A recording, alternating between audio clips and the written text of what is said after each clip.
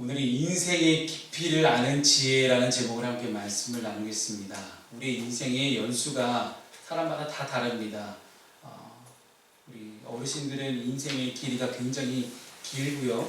우리 어린이들은 인생의 길이가 짧은 인생을 지금까지 살아왔습니다. 근데 오늘 저희가 함께 나눌 내용은 인생의 길이를 따지는 게 아니라 인생의 깊이를 한번 이야기해보자는 것입니다. 과연 우리 인생의 깊이는 어떤 깊이일까? 긴 인생을 살아도 깊이가 없는 인생을 사는 사람이 있고 짧은 인생을 살아도 깊이가 있는 그런 인생을 사시는 분들이 있습니다. 국어사전에서 지혜라는 단어를 찾아보게 되면 사물의 이치를 빨리 깨닫고 사물을 정확하게 처리하는 정신적 능력이라고 기록되어 있습니다. 그래서 제가 많이 말씀드리는 그런 말씀이지만 지식과 지혜는 분명히 구분이 됩니다. 지식은 저희가 요즘 구글이라는 사이트에 들어가서 조금만 검색해보면 온 세상의 지식을 다 알 수 있습니다. 대형 박물관에 있는 많은 물건들도 사진이 다 있고요. 저기 먼 나라에 있는 도서관에 있는 책 내용까지도 저희가 조금만 수고하면 내용을 다 알 수 있을 정도로 굉장히 지식적으로는 이제 많이 퍼져 있는 그런 시대입니다. 그런데 많이 퍼져 있는 광범위한 이 지식을 가지고 내가 어떻게 어느 곳에 이 지식을 적용하느냐, 그거는 지혜에 달려 있습니다. 그 지식을 가지고 어떻게 빨리 깨닫고 사물에 대해서 정확하게 처리하는 그런 정신적 능력을 갖느냐는 별개의 문제라는 것입니다. 세상에서 말하는 지혜는 어떤 지혜일까요? 무엇인가 빠르고 정확하게 파악하고 해결하는 그런 것들을 보통 우리가 지혜롭다고 이야기를 합니다. 세상에서는 이런 사람들이 출세하는 것 같고요. 많은 재물을 모으는 것도 이런 사람들이 되는 것 같습니다. 그런데 성경에서 말하는 지혜가 무엇인지, 도대체 우리 주님은 우리에게 과연 지혜가 뭐라고 이야기하시는지 오늘 본문의 말씀을 통해서 우리의 인생의 깊이를 가늠해 볼 수 있는 그 지혜를 발견할 수 있는 오늘 여러분 됐으면 좋겠습니다. 첫 번째 지혜는 죽음을 준비하는 사람이 지혜로운 사람이고 인생의 깊이를 아는 사람입니다. 오늘 본문의 1절과 2절 말씀을 함께 보도록 하겠습니다. 1절과 2절 있습니다. 시작. 좋은 이름이 좋은 기름보다 낫고 죽는 날이 출생하는 날보다 나으며 초상집에 가는 것이 잔치집에 가는 것보다 나으니 모든 사람의 끝이 이와 같이 됨이라. 산 자는 이것을 그의 마음에 둘지어다. 아멘. 좋은 이름이라는 것은 단순히 그 사람이 어떤 사람인지를 표시해주는 그런 명찰이 아닙니다. 그 사람의 전 존재를 상징하는 것이 바로 이름입니다.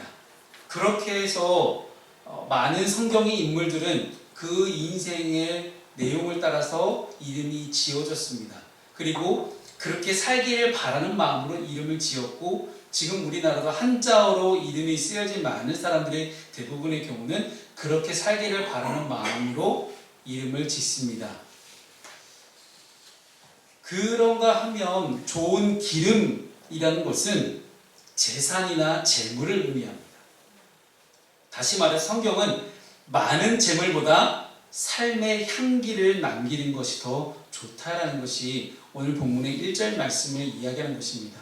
또한 출생하는 날보다 죽는 날이 더 낫다라고 이야기를 하죠. 이것을 잘못 오해하게 되면 힘든 세상에서 나 이제 죽고 싶다, 그냥 빨리 끝내는 그런 것이 아니라 살아가는 우리의 하루하루가 다 귀하지만 하나님 앞에서 죽는 날이 가장 귀한 날이라는 뜻입니다. 그래서 본문 2절에서는 잔치집에 가는 것보다 초상집에 가는 것이 더 낫다라고 말하는 것입니다. 여러분, 초상집에 가면 왠지 모르게 숙연해집니다. 잔치집에서 경험할 수 있는 어떤 기쁨 혹은 즐거움 등은 없습니다만은 누구든지 초상집에 가게 되면 삶에 대해서, 인생에 대해서 생각해보고 자신의 죽음에 대해서 한 번쯤은 생각을 하게 됩니다. 나도 언젠가 저 고인처럼 나도 죽겠지 하는 그런 생각을 하게 되죠.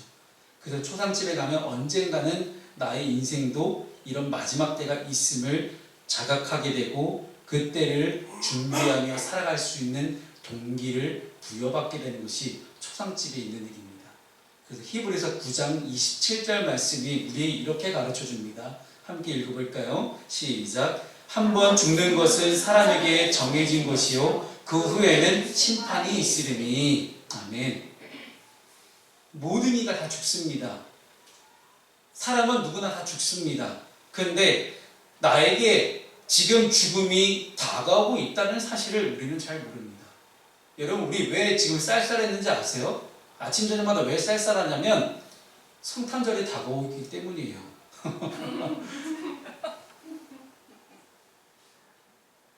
이런 우스갯소리를 제가 몇 번 하긴 합니다만은 우리에게는 누구나 죽음이 다가옵니다. 죽음이 다가오기 때문에 지금 당장 우리가 어떤 죽음의 위험 앞에 있는 건 아니지만 우리는 누구나 다 늙어갑니다. 주름살이 하나하나 늙어가고요. 육체의 기능이 조금씩 퇴화되기 시작을 하고요. 죽음을 준비하고 있다는 거죠. 그런데 우리의 마음은, 내 속마음은 어떻습니까? 내 속마음은 지금 죽음을 준비하고 있습니까? 사람은 어떤 곳에 마음을 두느냐에 따라서 인격과 삶의 깊이가 달라질 수 있습니다. 많은 재산과 잔칫집에 마음을 두는 사람은 오직 먹고 마시고 즐기는데 내 인생을 허비하게 됩니다. 왜냐하면 인생을 마음껏 즐기는 데서 그 사람은 행복을 느끼고 만족감을 느끼기 때문입니다.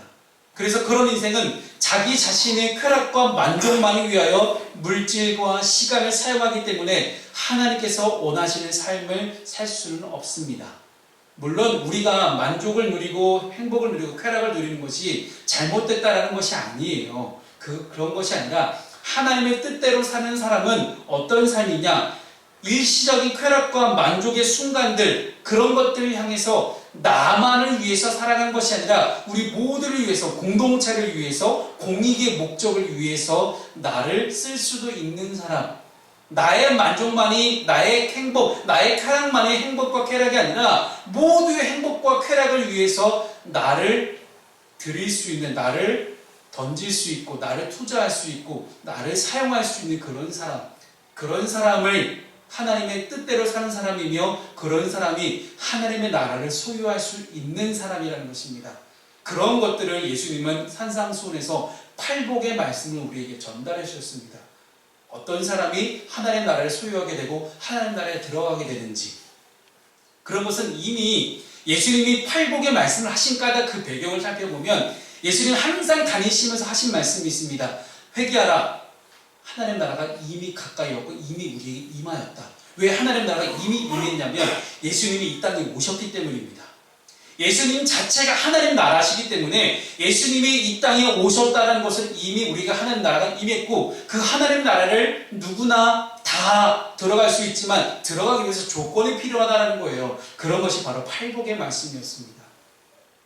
그 이후에 여러분 어떤 말씀이 나오냐면요, 오병이의 기적도 일어나고요, 병든 자, 가난한 자 다 구원받는 일들이 일어납니다.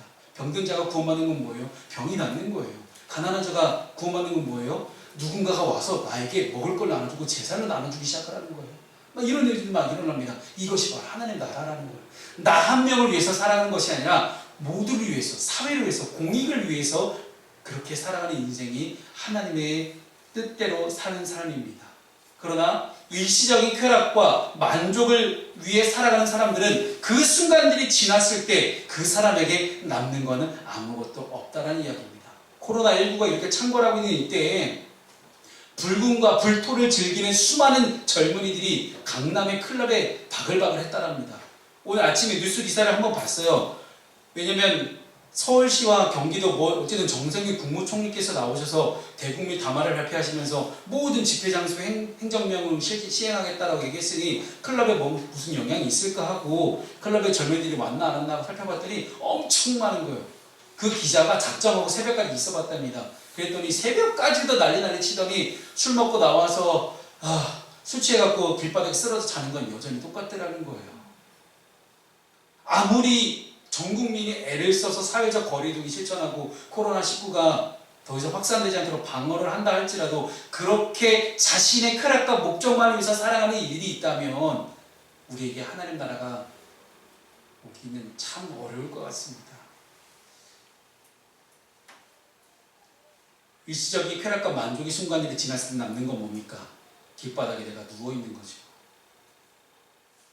그런데 삶의 향기를 내는 인생은 어떤 인생일까요? 죽음을 맞이하는 나를 생각하고 나에게 죽음이 올 것을 기억하며 초상식처럼 마지막 때를 사는 인생은 다른 인생을 살아갑니다. 이런 인생은 하나님께서 기뻐하시는 것이 무엇인지, 하나님의 자녀로 사는 것이 무엇인지 고민할 수밖에 없습니다. 최소한 고민 정도는 하자는 거예요. 당장 내가 실천할 수 없다 하더라도 고민 정도는 같이 해보자는 거예요. 지혜로운 인생은 이 땅의 것들을 더 많이 차지하기 위해서 아둥바둥 사는 것이 아니라 영원한 하나님의 나라를 사모하며 영원한 하늘의 것을 사모하는 인생이 바로 지혜로운 인생입니다. 그래서 죽음을 생각하고 죽음을 준비하는 인생이죠. 이 인생의 참된 의미를, 그리고 인생의 참된 가치를 발견하며 나가는 그런 삶입니다. 사랑하는 여러분, 누구나 다 죽습니다. 그 죽음을 목전에 두고 죽음은 앞에 두고 있는 우리가 됐으면 좋겠습니다. 마지막 때를 준비하는 인생, 마지막 때에 죽기 전에 자신의 삶을 되돌아보면 유언장도 쓰게 되고, 내가 왜 그렇게 사는지 후회도 한번 해보고, 그래도 이건 잘했지 하고 자기 스스로를 칭찬하게 되고 많은 생각들을 하게 되겠죠. 그렇게 우리가 하루하루를 살아갈 수만 있다면 우리는 참 깊이가 있는 인생을 살 수 있을 것입니다. 두 번째는 이런 인생을 살아가면서 우리가 열매를 맺기 위해 노력하는 사람이 되어야 된다는 이야기입니다. 오늘 본문의 8절 말씀을 함께 읽어볼까요? 시작. 일의 끝이 시작보다 낫고 참는 마음이 교만한 마음보다 나으니. 아멘. 독일 속담에 이런 속담이 있어요. 끝이 좋아야 모든 것이 좋다. 맞는 얘기인 것 같아요. 끝이 좋으면 다 좋죠. 과정이 어쨌든. 근데 이 과정을 폄하하고 싶진 않습니다만은 어쨌든 우리가 오늘 본문에서 나오는 이 내용을 가지고 이 속담을 적용해 보자면, 죽음에 대해서 인식한 사람, 생각하는 사람은 삶의 참된 의미와 목적을 발견하게 됩니다. 그 후에는 내가 하나님 앞에서 호란되고 하나님 앞에서 어떻게 살아가야 될지를 고민하게 됩니다. 그런 인생은 시작만 거창한 인생이 아니라 끝이 좋은 인생, 끝에는 반드시 내가 하나님과 함께 하나님 나라에 들어갈 것을 기대하며 살아가는 인생, 그런 끝이 좋은 인생입니다. 많은 사람들이 각자 중요하다고 여기는 일들을 시작하지만 끝까지 진행해서 결실을 맺는 사람은 극소수에 불과하다고 합니다. 왜냐하면 각자가 중요하다고 생각하고 여기는 것이 계속 변하기 때문이에요. 그렇지만 죽음에 대해서 인식하고 살아가는 사람은 가장 중요한 것이 무엇이냐? 열매를 맺는 것입니다. 하나님은 우리 모두가 마지막 때를 인식하며 열매 맺기를 원하십니다. 마지막 때에 열매를 가지고 하나님을 만나기를 원하십니다. 때때로 우리는 하나님 앞에서 열매를 맺기 위해서 수많은 어려움들을 만나게 됩니다. 수많은 고난이 있고요. 포기하고 싶을 때가 있을지도 모르겠습니다. 그러나 우리는 하나님 나라의 시민권을 가진 자로서 열매를 맺기 위해서 그 순간을, 그 과정을 참아낼 수 있어야 됩니다. 그래서 성경에는 견디는 자가 소망이 있다라고 이야기를 하죠. 오늘 당장 열매가 보이지 않는다고 절망하지 말고 마지막 때를 준비하며 인내하며 살아가는 것입니다. 마지막 때에 내가 오늘 하루하루를 최선을 다해 살아가다 보면 그 순간 속에서 분명히 하나님이 나의 삶을 마지막 때에 열매 맺는 삶으로 인도하실 것을 믿는 삶입니다. 그것은 곧 내가 수고해서 열매를 거두는 것이 아니라 하나님의 은혜와 사랑과 역사로 내가 열매를 맺을 수 있음을 아는 사람이 그렇게 마지막 때를 기다리며 살아가는 삶입니다. 사랑하는 여러분, 올바른 끝맺음이라는 것은 이전의 삶을 아름다운 의미로 승화시키는 그런 힘이 있습니다. 마지막이 좋으면 과정이 어떠했든 그 과정 가운데 힘들고 어려웠던 그 모든 순간들이 주마등처럼 스쳐 지나가지만 그래도 내가 지금 이때를 위해서 그때 그렇게 잘 견뎠지 스스로를 토닥토닥 할 수 있다는 거예요. 지금 당장 인생의 결과물이 없다고 낙심하지 말길 바랍니다. 인내하며 열매를 맺기 위해 살아가는 인생은 마지막 때에 하나님께서 기뻐하시는 열매를 맺게 될 것입니다. 그렇다면 세 번째, 이렇게 열매 맺는 삶, 죽음을 준비하며 살아가는 인생은 어떤 과정 가운데 살아가야 될까요? 그래서 마지막으로는 이 중간에 정말 우리가 버티기 힘들고 견디기 힘들고 참 살아내기 힘든 이 인생의 중요한 중간 과정 속에서 어떤 삶을 살아가야 될지를 좀 함께 나누고 예배를 마치고자 합니다. 하나님과 카이로스를 공유하는 사람이 되시길 바랍니다. 오늘 본문의 13절 말씀을 읽어볼까요? 시작. 하나님께서 행하시는 일을 보라. 하나님께서 굽게 하신 것을 누가 능히 곧게 하겠느냐. 아멘. 공부를 하다 보면 긴 시간을 앉아 있어도 성적이 안 나오는 사람이 있는가 하면 짧은 시간에도 효과를 얻는 사람들이 있습니다. 그 차이는 바로 어디서 나오나요? 집중력입니다. 그 집중력에서 모든 차이가 갈라지는데 저는 그 차이를 오늘 카이로스라는 개념에서 한번 찾아봤습니다. 여러분, 제가 몇 번 말씀드렸습니다만은 크로노스와 카이로스에 대한 이 차이를 우리가 알아야 됩니다. 그리스에서 이야기하고 있는 시간의 개념이 두 가지가 있습니다. 크로노스는 우리가 굳이 개입하지 않아도 그저 흘러가는 시간이에요. 내가 의도하든 의도하지 않든 그저 우리가 순응하고 우리가 그냥 적응하고 순응하고 따라갈 수밖에 없는 그런 째깍 흘러가는 그런 시간들을 크로노스라고 합니다. 카이로스는 어떤 시간이냐? 카이로스는 의미가 있는 시간이에요. 가치가 있는 시간이에요. 그 시간을 카이로스라고 이야기합니다. 베를린에 있는 이제 막스 플랑크 교육연구소가 있습니다. 이 막스 플랑크가 노벨상 중에 물리학상을 수상한 그 대단한 분이고 양자역학 분야에서 엄청난 대단한 연구를 해내신 분이신데 이 막스 플랑크 교육연구소가 있어요. 근데 이곳에 가면 참 되게 독특한 게요. 여기는 칸막이가 없답니다.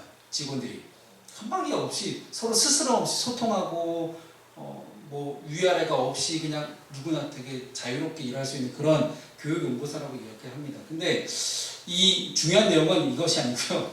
이 막스 플랑크 이 연구소에서 약 15년간 1000명을 대상으로 나이와 지혜의 연관성에 대해서 연구를 진행했다고 합니다.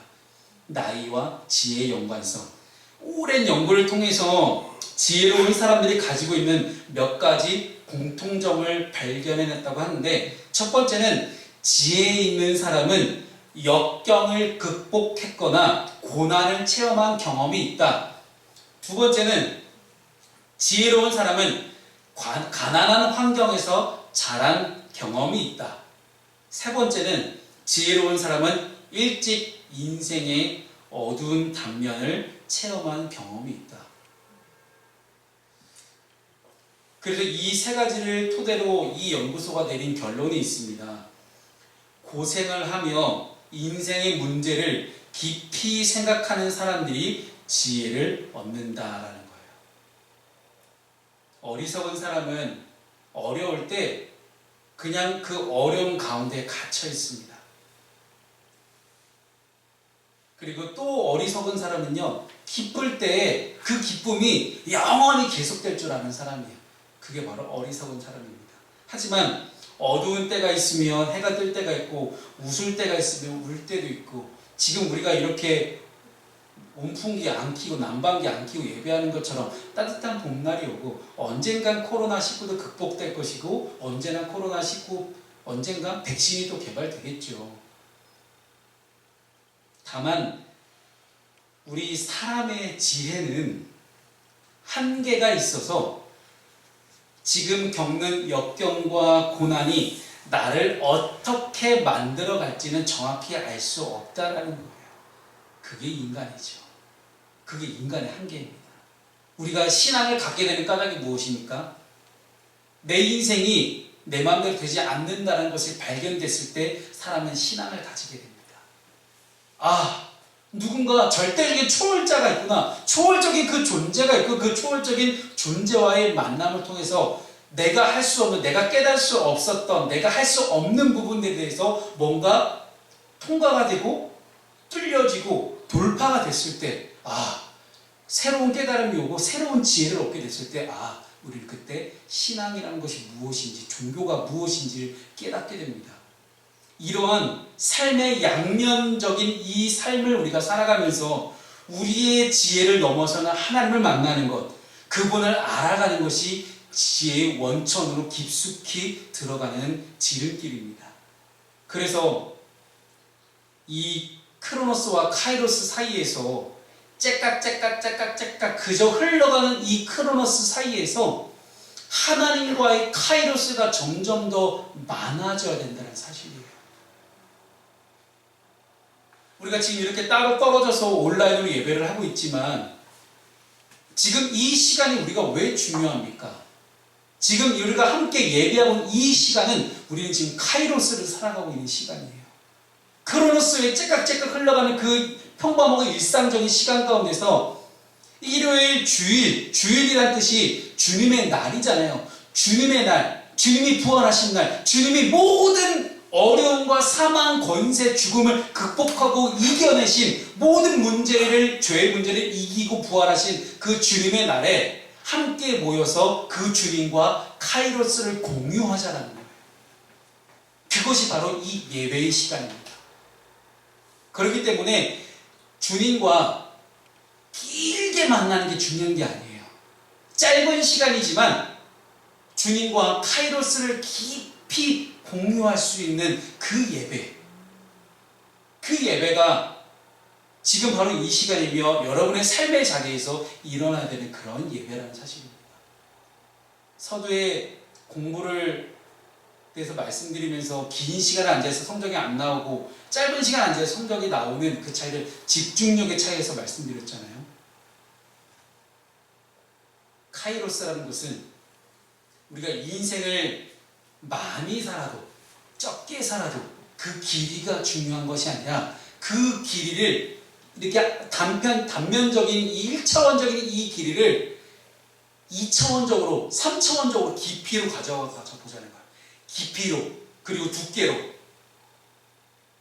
이 1차원적인 단면적인 시간을 깊이와 두께로 가져가기 시작하면 그때부터 우리의 인생은 하나님과 카이로스를 공유하게 되는 것이고 그 인생은 하나님이 새롭게 만들어 가시고 또 다른 우리는 새로운 인생을 살아가게 됩니다.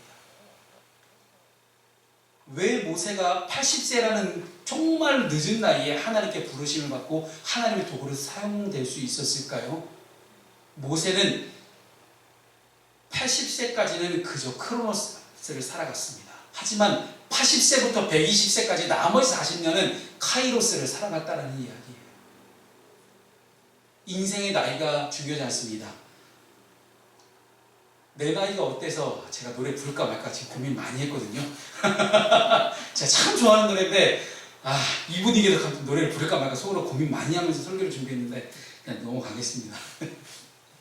내 나이가 어때서 사랑하기 딱 좋은 나이인데 하나님과 카이로스를 공유하기 딱 좋은 때가 지금입니다.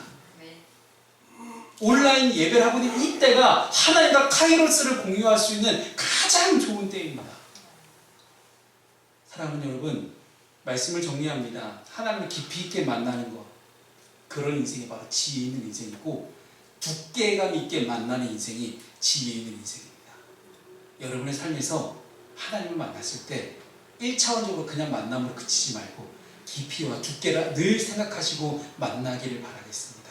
그런 인생을 하나님은 오늘 본문의 14절에서 그렇게 우리를 권면하십니다. 14절 함께 읽고 오늘 설교를 마치도록 하겠습니다. 시작. 형통한 날에는 기뻐하고 공고한 날에는 되돌아보아라. 이 두 가지를 하나님 병행하게 하사 사람이 그의 장래 일을 능히 헤아려 알지 못하게 하셨느니라. 아멘. 사람의 장래를 아는 것은 무당이 아닙니다. 점집이 아니에요. 사탄 마귀 귀신이 아니라 오직 하나님만이 아십니다.